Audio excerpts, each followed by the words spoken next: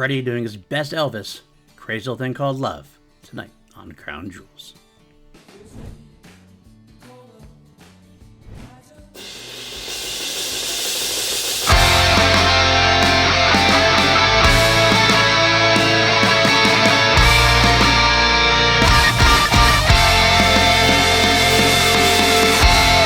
What's up, everybody? Welcome back to Crown Jewels on PLD Projects. I am your host, PLD. This is, of course, the podcast where I take you on a little journey throughout the entirety of the Queen catalog, song by song, Queen song, solo song. We give a little history, a little bit of notes, little quotes, see if the song hits my top 10 Queen songs of all time, and ultimately find the best version or a crown jewel version of every song to put into our ultimate playlists. Now, this is a longer episode versus a shorter episode because we have quite a few to listen to this week. This is one of the bigger ones. Sometimes we have no other versions but the album version, which makes for kind of a quick episode, don't you think?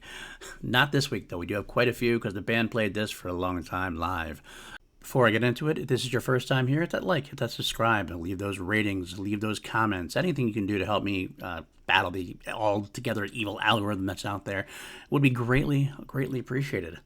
All right, let's get to it. Crazy Little Thing Called Love, the history of the song, some notes and quotes, written by Freddie Mercury, featuring Freddie on lead and backing vocals, acoustic rhythm guitar, and hand claps. Brian May on the guitar solo, backing vocals and hand claps. John Deacon on the bass guitar and hand claps. And Roger Taylor on drums, backing vocals, and hand claps. Yes, the first and only time I believe Freddie was credited with the guitar part. In concert, Freddie would play the acoustic guitar, well, for the most part anyway. By the end of the song, he kind of stopped, let the band go off on their little jam sessions. He was very self-deprecating about his own guitar skills, especially in concert. He would often joke about that, as you're going to hear on some of those live recordings. Brian later on would say that Freddie was much better than he gave himself credit for, as he wrote the riff to Ogre Battle amongst others on the guitar, but he just never really had the patience to really train himself. And, with Brian May as your guitarist, why would you have to? And this is actually a case where, speaking of Brian, the guitar, Brian actually uses a different guitar than his Red Special. One of the rare occasions that he does so. He usually uses his Red Special for everything. In fact, as you're going to find out from one of the later quotes, he had to be dragged to it, a little kicking and screaming.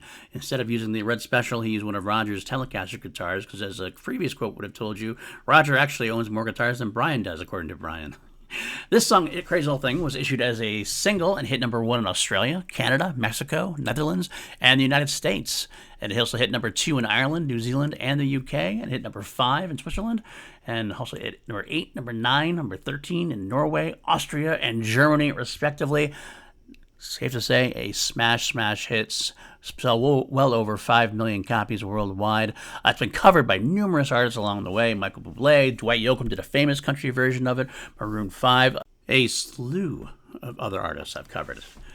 It has been played live through the end by the band. When it first got into the set list, it would play it all the way to the 1986 gigs. It played at the tribute concert. It was revived for the Queen and Paul Rodgers tours, and again with the Queen and Adam Lambert tours. Brian didn't play it on any of his early solo tours, and Roger never played it on his tours. Brian did bring it back for his tours with Carrie Ellis on occasion, letting the two of them do a duet of sorts. Now, here's some quotes from the band from over the years. Freddie Mercury in 1981 told Melody Maker, "I wrote it in the bath. I actually dragged an upright piano to my bedside once. I've been known to scribble lyrics in the middle of the night without putting the light on. Crazy Little Thing Called Love took me 5 or 10 minutes. I did that on the guitar, which I can't play for nuts, and in one way, it was quite a good thing because I was restricted, knowing only a few chords. It's a good discipline because I simply had to write within a small framework. I couldn't work through too many chords, and because of that restriction, I wrote a good song, I think." Brian was asked by On the Record if he used the Fender on a Crazy Little Thing Called Love. He said, "Yes, I used one of Roger's really old, beat-up natural wood Telecasters. I got bludgeoned into playing it. That was Mac's idea. I said, I don't want to play a Telecaster. It basically doesn't suit my style. But Crazy Little Thing Called Love was such a period piece, it seemed to need that period sound. So I said, okay, Mac, if you want to set it up, I'll play it." He put it through a Mesa Boogie, which is an amplifier I don't get on well with at all. It just doesn't suit me. I tried it, and it sounded okay. But later on said, "The guy had put down the backing track for that one when I was out doing something in Munich where we were working. I came back and thought, oh my God, it's almost finished. Let me put some guitar on it before they stick it out. Fred plays the rhythm acoustic guitar. All I really did was add a kind of Erstas rock and roll solo and some backing harmonies, and it was done." Yeah, Brian also said, Crazy Little Thing Called Love was very untypical playing for me. I'd never used a Telecaster on a record before and a boogie amplifier, which I'd never considered using. It's a very sparse record, and it was done with Elvis Presley in mind, obviously. I thought that Freddie sounded a bit like Elvis, but somebody's done a cover of it who sounds absolutely like Elvis, and the whole record sounds like a Jordanaires Elvis recreation. Freddie also went on to say, I wrote Crazy Little Thing Called Love on guitar and played rhythm on the record. And it works really well because Brian gets to play all those lead guitar fills as well as his usual solo. I'm somewhat limited by the number of chords I know. I'm really just learning, but I hope to play more guitar in the future. Unfortunately, that did not come to pass. Roger was quoted saying, it's not rockabilly exactly, but it did have that early Elvis feel, and it was one of those first records to exploit that. In fact, I read somewhere in Rolling Stone, I think it was, that John Lennon had heard it, and it gave him the impetus to start recording again. If it's true, and listening to that last album, Double Fantasy, certainly sounds as if he explored similar influences, and that's wonderful. And one last quote, in 2008, Brian May was talking to guitar and bass, and they asked him a question about, did you ever play any bass parts yourself? Brian had answered, I did, but generally I like to let Dickey do the final version because he was better. Certainly Roger played pretty good guitar, Dickey of course, and Freddie also played on a few songs, mainly on acoustic. He did the original solo on Crazy Little Thing on a version that got lost, and I had to redo it. He was very good in a particular style of his own. He did play electric on stage. He used to do Crazy Little Thing on a Telecaster, which got stolen from the warehouse when we stopped playing somewhere. So interestingly, in that last quote, Brian's saying that Freddie actually played guitar on a few songs, but I believe this is the only one he was credited on. As far as the original solo, that's interesting. I would like to hear if that got kept in the archive somewhere. That'd be a nice little nugget to slip out to hear Freddie's original guitar solo. Brian, I'm sure, honestly, was better. I'm sure because Brian's the guitar soloist of the band. He's the guy who plays guitar. But it'd be interesting to hear the original writer do it. All right, so let's list the versions we're going to tackle this week. We do have the album version, of course, from the game. That's the original, the single version, you know. There is an alternative release version that I hesitate putting on because I've been thinking I might eventually get to, after this is all done, I might eventually do some collaborations that Brian, Freddie, and Roger did with other artists over the years. But sometimes they actually did a Queen song and then they would play with it. So I kind of wondered, is that an alternative version or is that a collaboration version? I figured maybe I'll go over it again later on in a short way, but I put it in the Crazy Little Thing Called Love slot here. Diana Ross did a cover of Crazy Little Thing Called Love in quite a different fashion, and Brian May played guitar on it. So I'm going to consider it an alternative version for the hell of it. Why not? Also, of course, we're listening to a lot of live versions. From Freddie era of Queen, we had Queen Rocks Montreal, On Fire Live at the Bowl, Saturday Night Live, Live Aid, Mannheim in 1986, two versions at Live at Wembley from 1986, Hungarian Rhapsody also from 1986. We got the Freddie Mercury tribute concert featuring Robert Plant singing the lead vocals for Queen. And of course, we have Queen and Paul Rodgers doing Return of the Champions, live in Paris 2005 from a download, live in Basel from 2005 from a download, live in London from 2005 from a download, super live in Japan, live in Ukraine, live in Rotterdam 2008 and a download, live in Liverpool 2008 download, live in Newcastle 2008 download. We have the Acoustic by Candlelight concerts, Brian May and Carrie Ellis. Got the Candlelight concerts, also from Brian May and Carrie Ellis. And we got Live in Japan 2014 from Queen and Adam Lambert, and Live Around the World from Queen and Adam Lambert. And finally, an alternative unreleased version.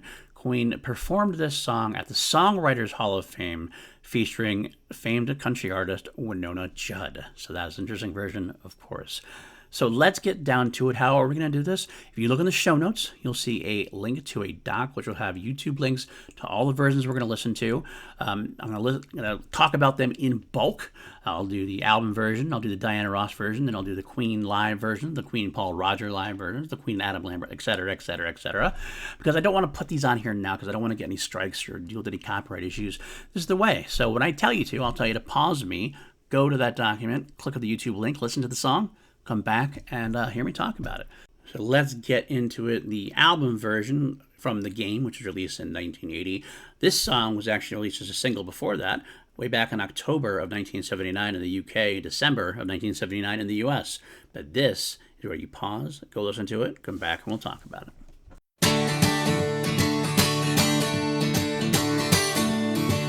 And there it is. You've probably heard this song quite a few times. It's still played quite often on the radio. If you haven't, well, I'm glad you got to listen to it here. Featuring Freddie right on the acoustic guitar right from the beginning. It's a very sparse song in Queen's catalog, not something Queen tends to do very often. It does have some great old school harmonies. It's a very relaxed vocal from Freddie and the backing vocals throughout. None of that kind of like straining at all or really kind of emotional punching up kind of things. It's very just kind of laid back, crazy little thing called love. It's very relaxed, very relaxed. My favorite part of the song, honestly, is probably John's traveling bass line. It really holds the song together. In the sparseness in there, it kind of adds that flourish that kind of needs something to keep the song moving forward along. Brian does add a little bit of that frosting to the cake with his solo. It is a tasty one, some nice flourishes from him as well. Probably one of my favorite sections, though, the a cappella clapping bit with some nice vocals that ooh, ooh, ooh. And because a nice choral thing going on there with the Ready Freddie part, and I love doing that all the time. And I love doing that, and I can say that I didn't love doing that because little mini story here before we move on. This is a song. I was in an a cappella group when I went to college at Drew University back before time began. And we were called 36 Madison Avenue, which happened to be the address of the college. And one of the songs we did was Crazy Little Thing Called Love, and it was one on the album that I got to record with my boys, my brothers, including someone you might know, James Vanderbeek, the actor. And it was a great time we had. We had a great time singing it. I got to sing lead on this one in particular because I was the big Queen fan, of course. And I love the Ready Freddie part. It's one of my favorite parts of the entire song. So that's just a little side note about me. You might not care about that. Hey, what the hell? Maybe someday I'll try to find that and put that up on the page here for the hell of it. But yeah, that'll do it for the studio album version. Let's go to the really different alternate version from Diana Ross. Click on that link, come back, and we'll talk about it. This thing called love, I just can't handle it. And there you have it from the album I Love You from 2006, the international version, it seems. Diana Ross covered Crazy Little Thing Called Love and gave Brian a lot to do. Very different version. This is very much a full big band version. Some horns, the drums, the jazziness. It's a very not the original Queen Elvis version. The second verse is when it really starts to kick in and get into gear there. Brian gets to play a lot throughout. His solo really rips in the higher tempoed version. And he also gets an additional rip-roaring solo at the end. I'm sure Brian got to doing this. It seems like he did his Red Special on this one potentially. The big band drums throughout add a lot to the arrangement as far as I'm concerned. I do love the big vocal ending we got. It's quite an alternative. I gotta say, I don't know if it's gonna go high up on my crown jewels because if I'm gonna pick the crown jewel of the song, then I want to go with a more authentic version of the main version throughout. I think, especially because there's more Queen on it. So if you're gonna pick for a Queen crown jewel, it's going to be hard for me to pick a Diana Ross version. But, I do want to be completely honest and put it forth that it's out there. And I do really enjoy it nonetheless. So good on her for trying something different. Good. Diana Ross, of course, is a legend, so I wouldn't expect any different. All right, now we're going to move forward to the live era of Queen. You can listen to one or more of them if you like. I would suggest listening to one of the ones from 1986. That's because that's where Queen really kind of cut loose on some of the jam sessions at the end. But there's a bunch of them here. Like I said, we got Rocks Montreal, On Fire, Live at the Bulls, Saturday Night Live, Live Aid, Mannheim 86, Wembley, Hungarian Rhapsody. We're going to talk about all of them. Go listen to whatever ones you want. And if you want to listen to all of them, God bless you for there too. We'll come back and we'll talk about it soon.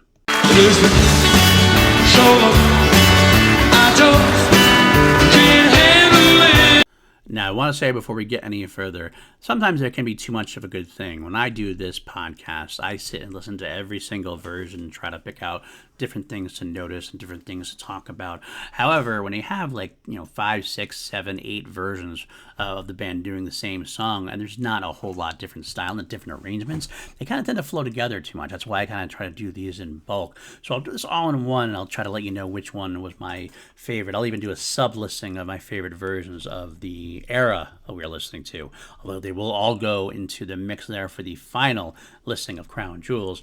Let's get to it. Rock Montreal, the earliest version I have, of course, from Montreal in 1981. Got a very playful Freddie with the audience. Come on, waiting for you as Roger does the beating to it. It's very much a Freddie playing with the audience kind of crowd. He loves introing the song. He plays a lot, especially since he's got the guitar. That's actually kind of almost hinders him a little bit, but he gets to start the guitar on the song. He gets to start the song. By the end of the song, he's done playing. He's like, it's swinging around his neck. He's just doing whatever he needs to do. But he does lay it down at the beginning, and that's very important at the start. The first part's very similar to the album version right away, but Brian gets to switch up from the acoustic, which he's following, kind of helping Freddie out. He switches back to the electric right before the solo. The tempo does get bumped up just a smidge compared to the album version. Again, that's normal, that's natural. Adrenaline starts flowing. I do love the Ready Freddie part because the crowd really gets into that part as well. The ending is much different. Money's much different as the band jams out for a while, and I love that. This is, spoiler alert, I always try to stay away from spoilers as far as what the final listing is going to be. I love the live versions better generally than the album version because we have this fun jam out session with the band at the end. It's not too long, but it's very rollicking. It's got great work from Brian, Roger, and Sean for the most part. And specifically in this one, John lays a nice plate down for Brian to fill with noodles and riffs. Of course, also Freddie makes the Elvis connection quite a lot closer in the album versions, or from the album versions rather. All the live versions, he starts almost imitating Elvis. Mama, crazy little thing called love, mama. Tries doing all kind of stuff like that, adding those little riffs to it that make it even more obvious that it's a nod to the King from Queen. All right, On Fire Live the Bowl from Milton Keynes. Crowd's a little more engaged mix-wise because, I think I've mentioned this before, Rock Montreal is a great concert representation.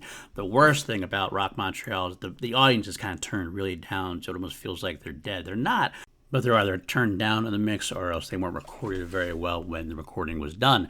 On Fire Live at the Bowl got that crowd really more engaged, at least in the mix-wise. You can really hear them playing along with Freddie, which is wonderful. Also, 1982 is when the band added a keyboardist to the tour. In this case, it was Morgan Fisher. And there's some nice flourishes added by piano. The piano really seems to fit in this song that's kind of absent from the album version. It adds to that a little bit more. Freddie is self-deprecating in the beginning, just like about his guitar skills. This is how he introduces the song in this version. But overall, it is very similar to Montreal. It just has that extra keyboardist in there to add a little bit more to that flourish and that jam session at the end. All right, next up I had Saturday Night Live. Small anecdote, Freddie had gotten into a bit of a fight with a boyfriend the previous night and was kind of in a bit of rough shape vocally. He was very, very hoarse. And you're going to hear this later on because the band did two songs, as always, as the bands always do on Saturday Night Live. They did this song and they did Under Pressure. And Under Pressure, you can hear it even more. Freddie's game, though. Freddie's game. I have some friends of mine who are not the hugest Queen fans, but they really love this performance. Of course, a little thing called Love on Saturday Night Live. He really does do a good job of holding his own despite his limitations. In fact, I feel like it's some of his more passionate delivery of the song vocally. It's similar otherwise, though. It's a little bit, the jam is a little bit of abbreviated, obviously, from being on TV, but it's a really rocking, good one. The sound really works in that small studio space at Saturday Night Live. It's fun. It's fun having them on the program. It was the last time the band would perform in the United States in Freddie's era. Next up, we got Live Aid, of course, the very celebrated greatest rock performance of all time. Being in front of a live crowd that wasn't necessarily a Queen crowd, Freddie still had them eating out of his hand. Gets the crowd to sing at the end, and they're all singing along, all 75, 80,000 plus. The jam at the end isn't necessarily Brian's best work at the start, but it gets going, and it really does end on a very, very high note, although I do think it's also a bit abbreviated due to the time constraints. All right, next up, Live in Mannheim, 1986, from the on-air, from the BBC, the deluxe edition. They had a couple of concert gigs that were broadcast on BBC, and the band selected a few songs from there. Crazy Little Thing from Mannheim was really good. It was a really good choice, I think. But the mix isn't the best. Some of the radio broadcasts were never the best from the BBC. It's a little muddy. Back vocals are barely there at times. The piano is actually up higher in the mix, which is nice to hear, but can be a little jarring. Brian's got a decent solo, but Freddie gets pretty playful during an extended jam, which I do like to hear, so this is not a bad version at all. But it's a good showcase of what the 1986 versions were going to be. It feels like as the longer the Queen era got along, they kind of like shifted to being a jam, to jam out more at the end of this song than they did towards the beginning of their run in 1981. The two dates at Wembley. The first date is good. but maybe a little less energy than Mannheim, for example. It does build up well to the jam session, which feels even more extended than rocking. But I do feel the second date, which was the one that was officially released when the Live at Wembley album came out, is probably a better version. A little self-deprecating humor at the beginning again, but Freddie just seems up, and the mix is great. The band is great together. The solo is a bit more deliberate sounding. The jam session really rocks, and this is a very, very fun version. It was the first live version I got to hear, so I don't know if that's kind of a nostalgia thing for me, but I do like the whole package from the Live Wembley, the second date there from July 12th of 1986. To round out the Queen era, also from 1986, yeah, we had a bunch of 1986 out here. Hungarian Rhapsody, of course, the concert from Budapest. Very similar to the Wembley versions, a little bit of different vocal stylings from Freddie. Freddie cut out a few words here and there. Now, this is interesting, though, just so you know, the video version, they initially had cut the song down. They cut out a verse, but the album version, when it eventually released, did have the full-on unedited version. So if you're going to look for that, look for the main version there from the album. Good, solid version.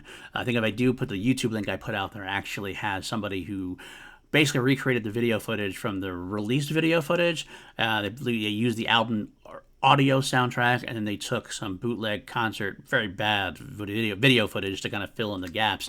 So you'll see how the song was supposed to be. Bootleg stuff is really pretty crappy as far as video goes, but at least it's there to fill in the gaps to see what you need to see. All right, let's move on then to the next era, the quote-unquote era, just one, the Freddie Mercury tribute concert from 1992, featuring the great Robert Plant from Led Zeppelin. Click on that link, come back, and we'll talk about it.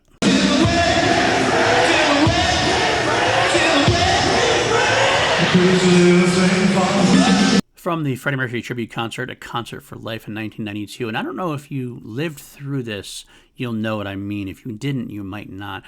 At that time, the Freddie Mercury tribute concert was almost as big as Live Aid. It was a very big deal. Of course, concert for AIDS awareness, which Freddie Mercury passed away from, was a big deal at the time, and was also getting into the news a lot more. And this concert was actually full on. It had so many different bands, all the greatest rock stars at the time try to get there, the pop stars at the time could get there. Brian and Roger wanted to just keep it to basically people who either inspired Freddie or were definitely inspired by Freddie, for sure. But a lot of people were there, and it was a very emotional night for the band and for the fans. And even for me, who was somebody who was just kind of coming into my Queen fandom at the time, I really felt how powerful it was. And that can definitely overshadow, or in some ways, in a good way, like, nobody's Freddie Mercury, and a lot of these guys can't sing in that range.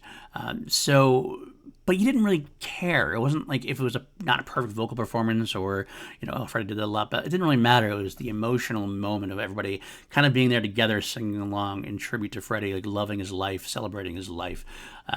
Robert Plant, of course, from Led Zeppelin, one of the greatest lead vocalists in rock and roll history, one of the greatest frontmen in rock and roll history, with one of the greatest bands in rock and roll history.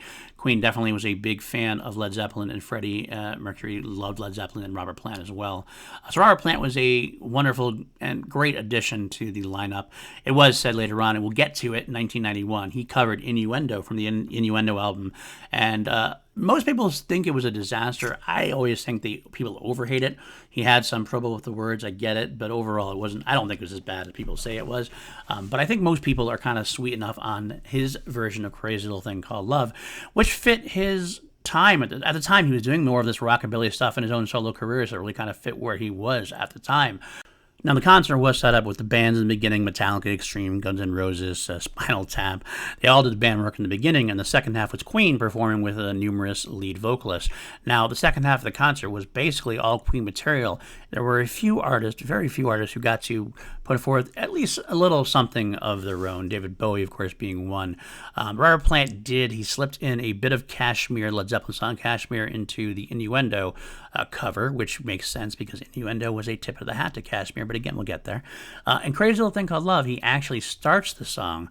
It's almost like a medley. It's almost as a medley. He doesn't really stop between. He goes from Innuendo and kind of does this like atmospheric thing, and then they play a little opening bit of Led Zeppelin's Thank You. So it's basically Robert Plant singing, Brian May sliding into the Jimmy Page role for a little bit, which is very cool. And I think it's really nice, actually. I do think it's really kind of a nice beginning, and it adds to it how he just goes, because, and then Brian gets into the acoustic beginning of Crazy Little Thing Called Love. Roger is on point in this version of the song. His drumming is really on point. Freddie is there loving it. I can tell Freddie's spirit is there and loving it. My favorite part of the song, honestly, is that they get down to the Ready Freddies, and you heard it in the clip I sent, even if you didn't listen to the actual song. He'd stop and go, "Ready, Freddie, stop, ready, Freddie, stop, ready, Freddie," really loud. Like it's the crowd going energetic. And then he starts rocking into the end there. It's a nice jam session at the end. I don't know. I haven't heard many people say anything about Plant's Crazy Little Thing Called Love, as much as I've heard about him, and innuendo. But I do like this version. I think this is a lot of fun. It's exactly what the concert was supposed to be. A fun get-together with the 75,000, whatever, of their greatest friends in the biggest living room in the world, and just singing along, having fun, remembering the greatness that was Freddie, and what a great version this was for that.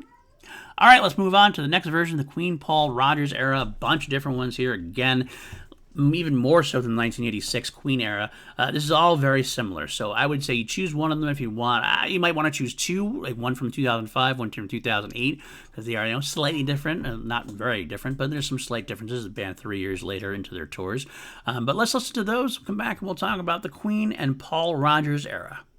Well, this thing called love, I just can't handle it. And like I said before, listening to eight versions of it, or whatever how many it was, I've kind of been counting at this point. It does they all kind of blend in together, so it's kind of hard to pick out specific things from all of them, but I do try. The first one we're going to listen to from Return of the Champions, that was the concert recorded in Sheffield in 2005, and the first release from Queen and Paul Rogers. It does showcase exactly where the band was in 2005 at that point, a little early on in the tour. Paul starts out on the acoustic guitar. Brian introduces him that way. More simple strumming. Freddie, I feel like Freddie had more rhythm on it, and Paul just kind of goes a little more straightforward with it. Paul's voice is nice on this. It's a very simple delivery, but it's kind of he uses that very bluesy voice to really kind of deliver something slightly different than Freddie went. He doesn't go as Elvis as Freddie went, but he definitely delivers a rockabilly kind of performance. I will say the good thing about the 05 versions, having Jamie Moses on guitar, an additional guitar, allows Brian to play a little bit more during solo time and during the jam at the end for sure. Jamie will actually come into play a little bit later on. During the 2008 versions, he actually gets a chance to solo during those, which is nice. As for the Paris version from 2005, it's very similar. Paul doesn't come in he's about a bar late if you really listen for it. It's almost like he should start the verse, but he doesn't, and they have to vamp and play again. They don't really miss a beat. That happens also in the Paris and the Basel version as well.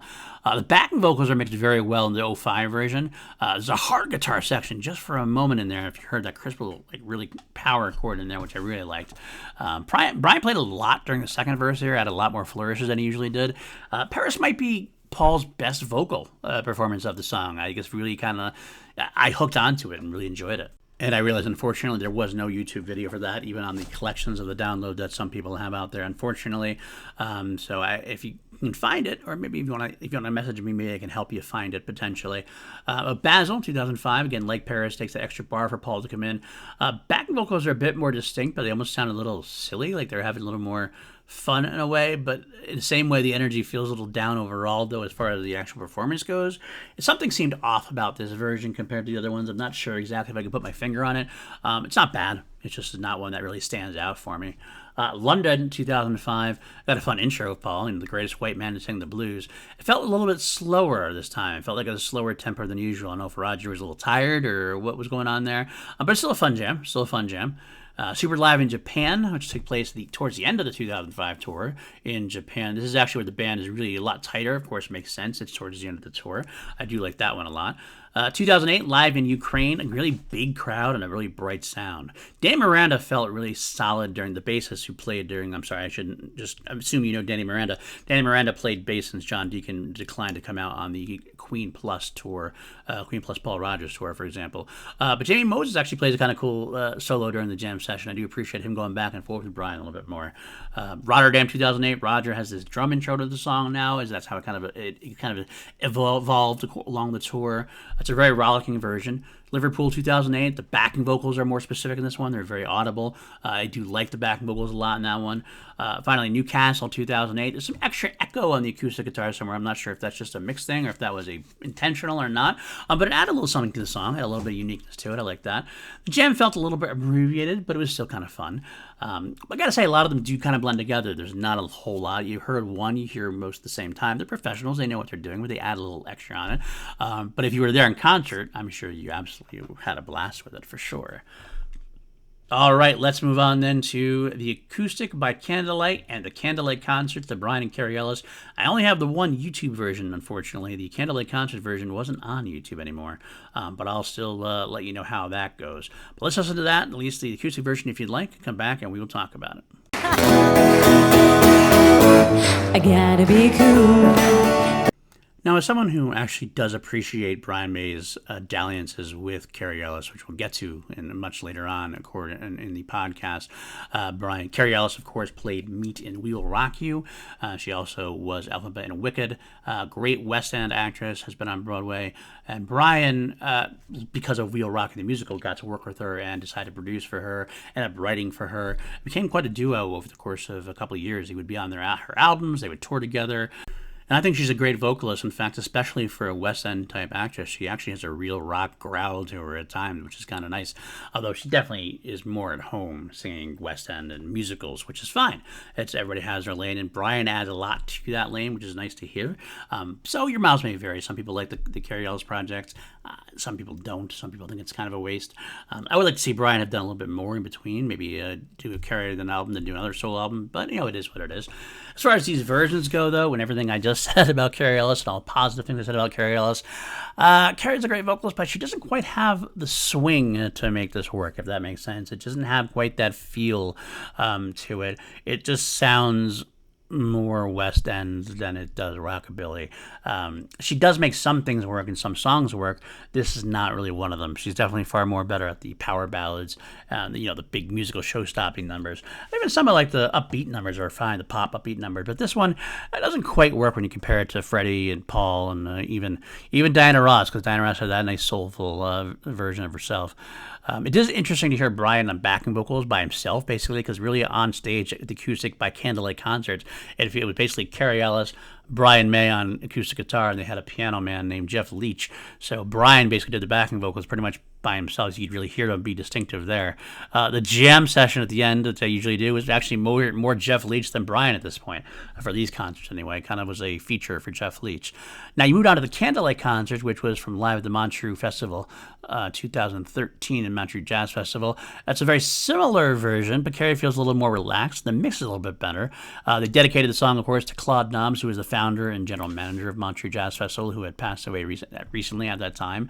The interesting version of this is that during these concerts, Brian started off with the acoustic, but he does bring out the electric towards the end and still rocks it, despite it being a small three-man band type of thing. So you get to hear a little bit more of the Red Special there going into it. So that's kind of nice for sure. But yeah, those are the two versions with Carrie Ellis. So let's move on now to the next batch, the two versions we got from officially released versions from the Queen and Adam Lambert era, live in Japan in 2014, and then from Live Around the World, which features the band doing a Live Aid recreation at 2020's benefit for Australia's firefights.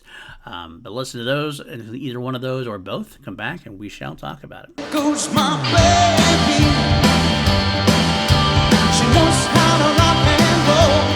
So there it is, the Adam Lambert version. I know his fans absolutely love this. I know that Brian absolutely loves this, and Roger loves this. He actually likes the Elvis stuff that Adam does. And Adam does try to do a bit more Elvis with it. He has a lot of campy fun with it, though, which is actually interesting. I'd say Adam's actually more campy than Freddie during this song, which unfortunately to me makes it not as good of a version for my own ears. I don't mind camp. I'm a Freddie Mercury fan, and I like what Adam does, honestly, as far as when he does the Queen songs, he makes them his own. I truly appreciate that. His voice does suit it well, but it's kind of something about this. It feels like it's not the right style for me. It doesn't really quite gel. It's good. He sounds good. He sounds good, but I do like Paul's more straightforward rock version, or Freddie's more 50s style rock version. This is definitely a lot more campy, fun, theatrical version, which fits the band and what they're trying to do. So no harm, no foul. But as far as picking a crown jewel, probably not going to be this one for me. The backing vocals are really great at this time, though, and the jam session does rock out pretty well at the end there. Live around the world, of course, like I said, 2020's benefit for Australia Firefight. The band decided to recreate the entire Live Aid gig, which included, of course, Crazy Little Thing Called Love. Similar to Japan, Brian at this point, though, I don't know if it's like Brian got lazy about it, just doesn't care about it, and like I don't even mean this in a negative way, but he doesn't even try to do the acoustic stuff. He just comes out with the Red Special and plays the intro on the Red Special on the electric side. It's all electric from the get-go, which is kind of interesting. It's kind of makes for at least a unique version of the song, so I like that for sure. The jam session is really good during the Australia version. I will give it that. It's really on fire for the show. I definitely, out of the two, prefer the Live Around the World over the Live in Japan 2014. Of course, the band's been together for about 6 or 7 years at that point compared to 2014 when they were still kind of sort of finding their way. They had a tour under their belts, a couple of appearances here and there. So Live Around the World, they definitely had been a touring band for quite a bit. And I know now, I realized that I was going to give you the rankings of the Freddie era Queen and the Paul Rogers era Queen stuff, but I guess you're going to have to wait because I just didn't do it. So we're going to wait until the overall rankings, which is coming up soon because you only got one more thing to listen to, and that is the Songwriters Hall of Fame version, Queen and Winona Judd. Listen to that, come back for more. I can't wait to go back to Nashville and say I was in a rock band for 5 minutes. In 2003, Queen had the distinct honor of being the first band to be inducted into the Songwriters Hall of Fame, all 4 band members at once. Freddie, Roger, Brian, and John. And it makes sense because they are the only band in history. This was true a while ago, and I don't think it's been ever tackled at any point and even taken down. I think they still hold the record. They're the only band where all 4 members had a #1 hit single. All 4 band members, #1 hit single. So it only made sense for them to be inducted into the Songwriters Hall of Fame. So while there, they did perform Crazy Little Thing Called Love with Winona Judd, as you just heard.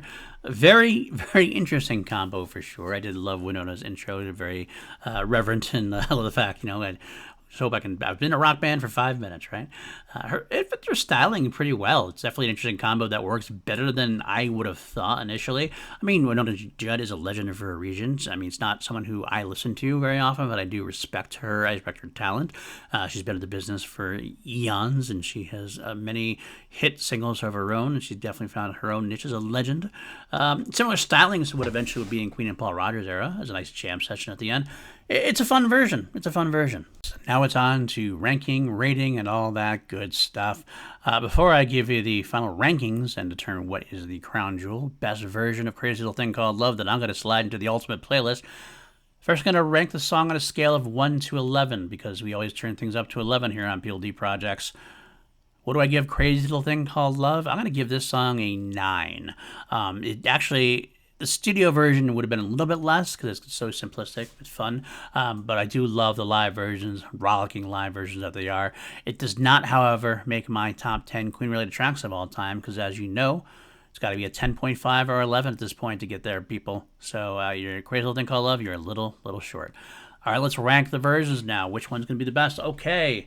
Starting from the bottom and working our way up, my least favorite version of all the versions. I will say, before I say that, with all these different versions, I do like all the versions. There's not a version I don't like. Not like some of the other One Bites of Dust versions, which I didn't like at all. Even the least favorite one, which is to me the Brian May and Carrie Ellis version, Acoustic by Candlelight, it's my least favorite one. I still enjoy it. I won't skip it if it comes on, so... Just above that, I have the Songwriters Hall of Fame with Winona. I said, it is fun, and it is definitely a nice curio, but if we're looking for the crown jewel, the best version, is not the one I'm going to go through, because I'm not a huge fan of Winona Judd's country swinging style. That's just me, though. If you might love this version, I could completely understand if this is one of your favorite versions. Next up from there, I got the other Brian May and Carrie Ellis version from Candlelight Concerts. Above that, we have the Diana Ross version.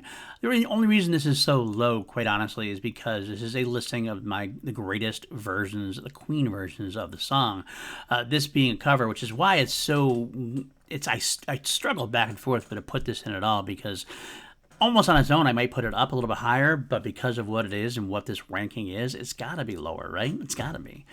All right, from there up, they got the Live in Japan, the Queen Adam Lambert version. I was not a big fan of the Japan version, honestly. Overall, it was nice, it was fine. I don't love Adam's vocal on it compared to the other ones we get to hear, so that leaves there. I gotta say, this is the next one is gonna shock some people, and I might be thrown out of the Queen fan club here, but this is where I slide the album version in. Maybe part of it is that it's overplayed. Part of it is that I've heard it so often. I mean, I recorded a version myself, and I've heard this one so many times. It's hard to hear this with new ears, and I always would go for a live version over the album version, obviously except for Live in Japan. Freddie's voice is saving grace for it, for sure, comparatively. But yeah, at the end of the day, I'm going to slide this down here compared to all the other live versions we have to listen to with the great jam sessions and the great rock outs. From there, we got the Live Around the World, the other Adam Lambert version. The jam out is so good that it does make up for some of the other stuff in the beginning, towards the beginning, but does take just a little bit over the album version for that reason. From there, we got Queen and Paul Rogers, Liverpool 2008, Newcastle 2008, Basel 2008, Return of the Champions, London 2005, and then Super Live in Japan. Above that, Rotterdam from 2008, and then Live in Ukraine, which ends this run of Queen and Paul Rogers. But guess what? I know there's one missing. If you've been paying attention and can follow my speed through here, there is one missing. So obviously, Queen and Paul Rogers, one version did make its way up the list. All right, after Live in Ukraine, this is where I put the Freddie tribute concert. Again, it's not the greatest performance, but there's a lot of uniqueness to it, and the emotional feel is why this is so high up there for me. I love Robert Plant's version of this. I love having Thank You. Thank You is one of my favorite Led Zeppelin songs. So you're going to hear Robert and Brian doing Thank You, a bit of Thank You before the thing, and the three Ready Freddies in there, the really emotional connections there. It's up there for me, but it's still down below some of the other ones. From there, Live Aid. Live Aid as a whole is probably the greatest concert experience I've ever seen. But at this point, if you're looking for individual songs, I think there's definitely some better versions of Crazy Little Thing Called Love out there, including the rest of this list. Rock Montreal is from there. Surprisingly, this one is very low compared to some of the other ones because I love that album. I love that album so much. But as far as Crazy Little Thing Called Love goes, I tend to go more towards the 1986 era. I tend to also go for 82 beyond because I like the piano in that. I like the added additional keyboard to it. It adds flourishes that we don't have in the Montreal version. From there, we got Live at Wembley, 1986. Again, it wasn't a bad version, but it definitely seemed a little less energetic than some of the other ones. And here's the shocker for everybody else here. This is where I put in the next Queen and Paul Rogers era one, the 2005 version from Paris, even above Wembley and Rock Montreal. That's how good and how energetic this version was. Paul is a very absolutely legendary singer himself. I'm probably always going to prefer Freddie over Paul as far as vocal stylings go, but that's your miles may vary. But the band just was so rocking to this one. So if you could find that Paris 2005, I would definitely recommend a listen for sure. From there, Live at Mannheim, 1986. After that, Saturday Night Live. Again, the reason why that's so high is Freddie, despite the odds, despite his hoarseness, really kind of plays well in spite of that, and adds a different dimension than we are used to seeing in that song a bit, making it very unique songs for sure. From there, On Fire at the Bowl, and then Hungarian Rhapsody, which if you're keeping track, you know what my crown jewel is. Live at Wembley 1986, Day 2. This is from the original. When they originally released Live at Wembley, they released the second day only. Later on, when they released it on DVD, they gave us the bonus first night as on the DVD itself, which is where the Live at Wembley part Day 1 came from. But it's the Live at Wembley, Day 2. The perfect kind of version for me. Fun with the crowd, fun with the band, rockin', rollicking jam session. That's the one I'm going to pick. That's the one you're going to pick. Well, you're going to hear anyway in the ultimate playlist. What do you guys think, though? Which one was your favorite after going through all 20-plus versions of songs?